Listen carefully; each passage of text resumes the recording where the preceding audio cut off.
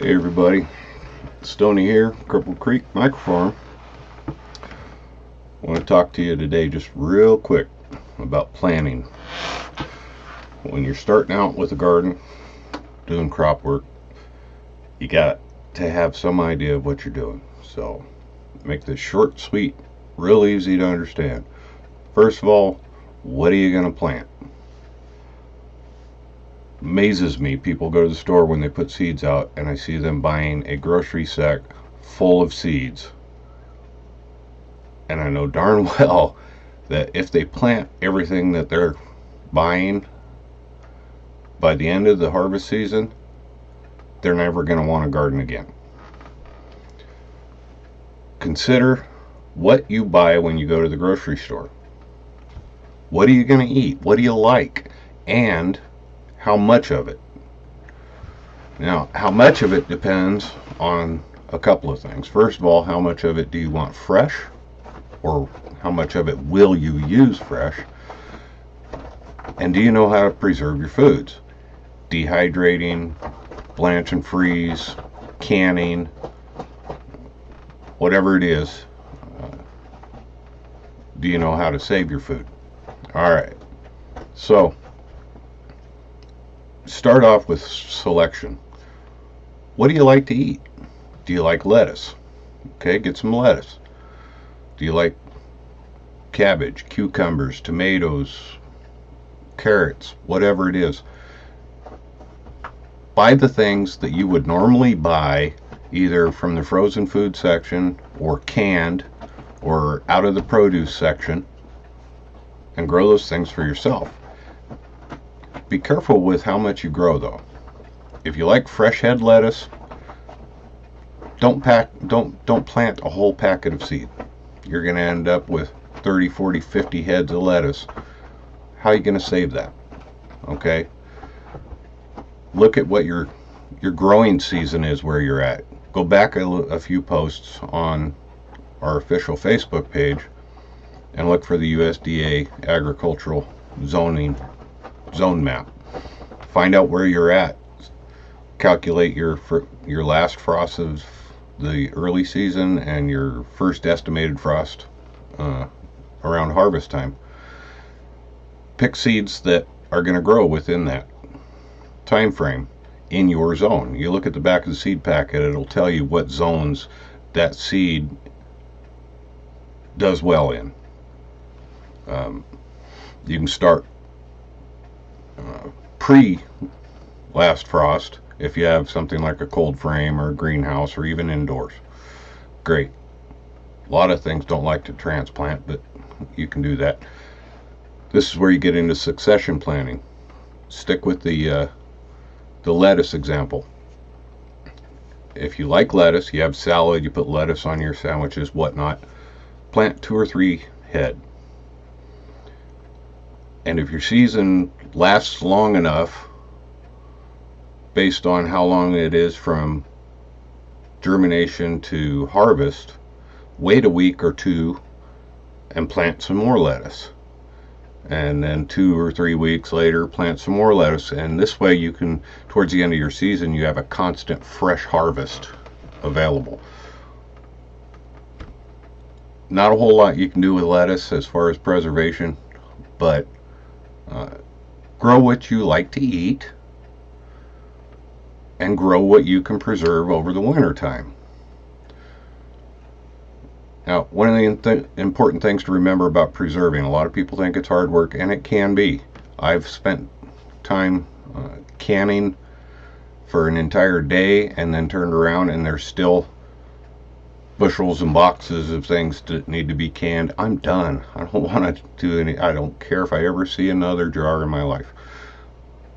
But it's got to be done. The neat thing here is you know exactly what you're putting in there, and in a way you're eating out of your garden all year long. If you don't know how to preserve your own food, look into getting a dehydrator. If you want to learn how to can, but you don't know how, check with your local county extension office.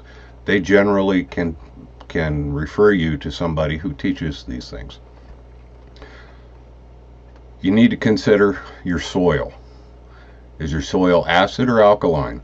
You can get a soil test at your local hardware store, feed and farm store, garden shop. Costs a couple of bucks. It's real easy.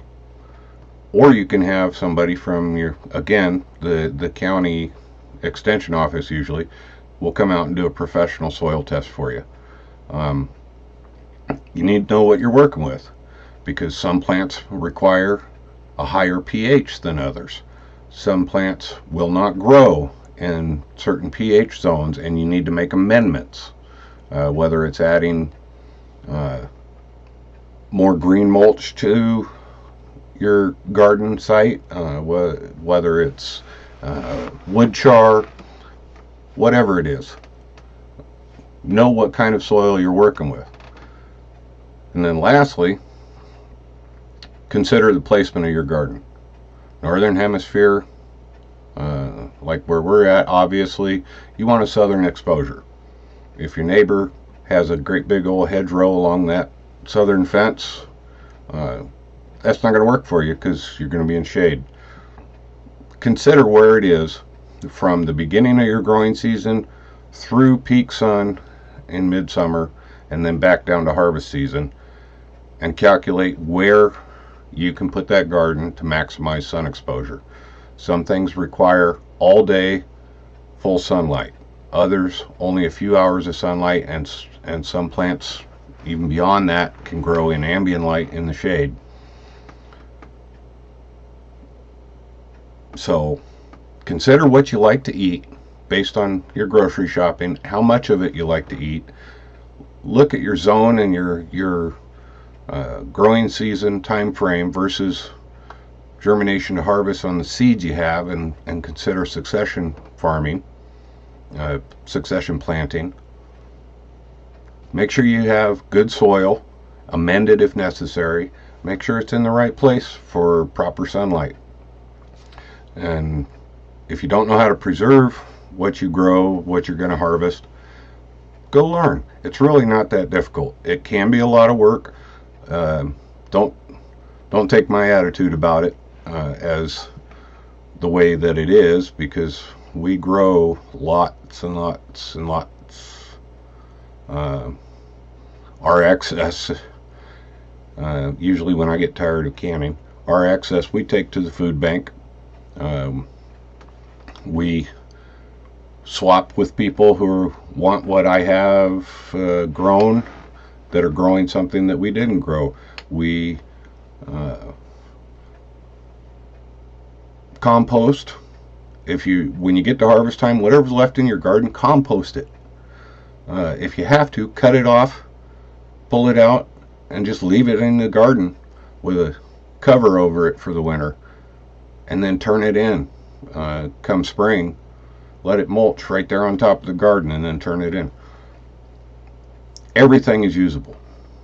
Everything. It has some purpose. Chicken food. We have chickens, of course. We grow some things specifically for the chickens. But if we have excess and we can't trade it, the food bank doesn't want it, we've got tons of it already preserved up for the winter, give it to the chickens. Let them have it. We even turn them into the garden space. Let them do our scratching and picking for us. These are things to think about. So I hope this helps you get some idea of how to get started, because final frost for most of the United States is coming up here quick, so your cold hardy plant should already be in the ground, and you need to have your seeds selected for what's coming,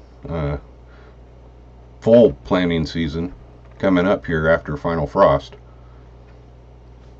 Those are my suggestions on what to put into your starting plan. Hope it's helpful. On a side note, Grim and I have been getting some emails, notes from friends, comments on the Facebook page about opening the Facebook page so that you guys and our Facebook followers can post pictures of what you're doing,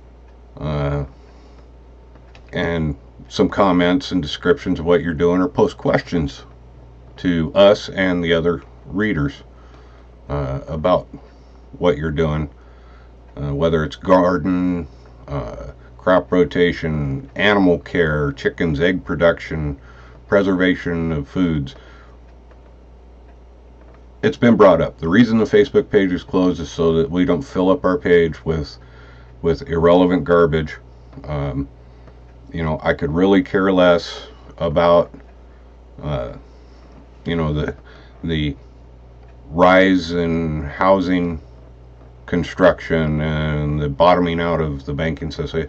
It's irrelevant to the page. Don't post it. If you want us to open it up, go to the Facebook page. Underneath this video, tell us that you want to have it open and why you think it should be open, and we'll kind of weigh things from there. We do, however, reserve the right to remove anything that we deem irrelevant.